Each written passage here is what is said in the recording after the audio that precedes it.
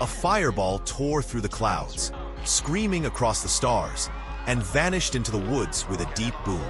No one knew what it was, and as the smoke rose over the trees, a story was born, one that would never be forgotten. 3 teenagers on bikes were the first to find it. They followed the smoke and found the crater. Steam rose from the earth like breath. At the center, a glistening mass, red, thick. It pulsed like a heartbeat. They joked, laughed. One boy leaned in. He poked it with a stick. The mass moved. It lunged, not fast, not slow, just decisive. It latched onto his hand, slid up his arm, and by the time he screamed, it had already started feeding. The boy was taken to the local hospital. Doctors couldn't explain what had burned him. His arm looked melted. No chemicals, no acid, no fire. And then, as he lay unconscious, the mass slipped out of his clothes and vanished into the vent. In the next room, a nurse screamed. By the time help arrived, she was gone. Just her shoes and a trail of red slime. The hospital was evacuated. The police were called, but no one could say what they were dealing with. Some said it was a chemical spill, others a parasite. But the truth was worse. It didn't stop.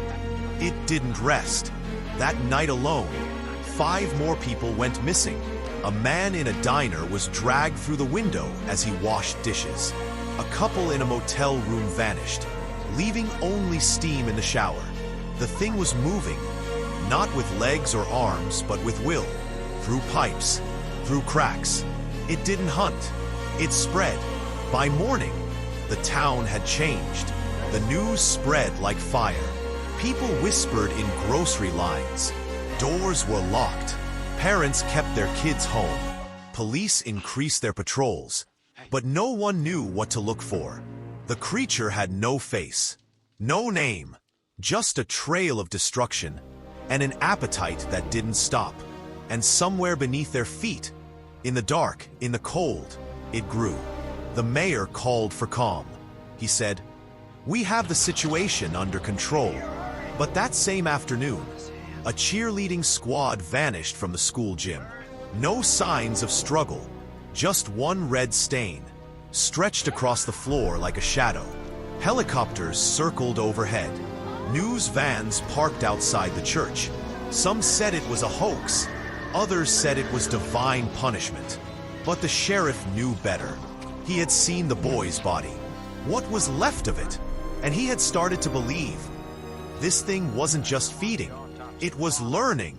By day 3, scientists arrived. Hazmat suits, scanners, lab kits. They tested the slime. No cells, no DNA, no nucleus. They said, it's not alive, but it's not dead either. It absorbed heat. It reacted to light. And worse, it multiplied. They discovered a second mass in the sewer system, then a third near the power station. It wasn't one creature anymore. It was a colony, a spreading, living network of hunger. The grocery store was taken first. Customers ran, carts abandoned. The lights flickered. The blob dropped from the ceiling, thick and wide.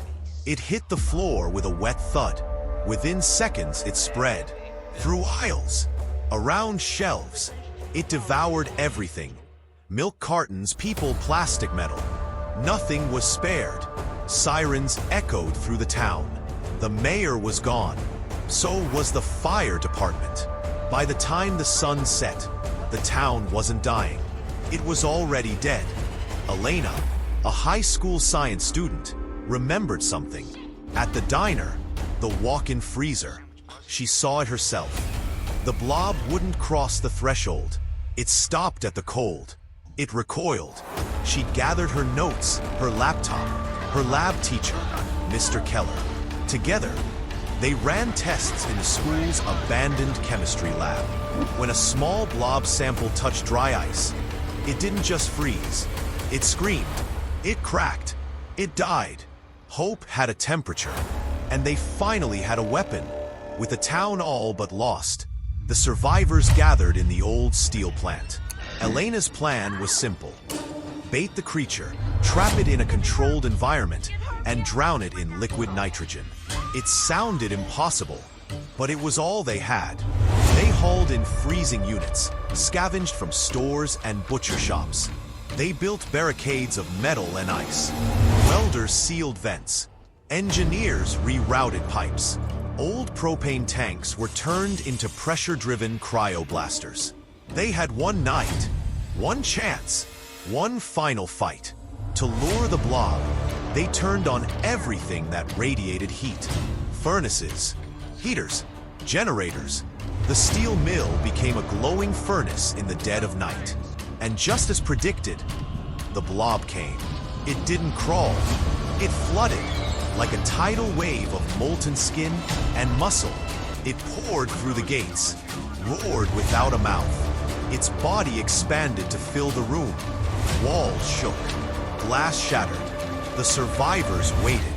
Elena stood by the trigger. She looked to Mr. Keller. He nodded.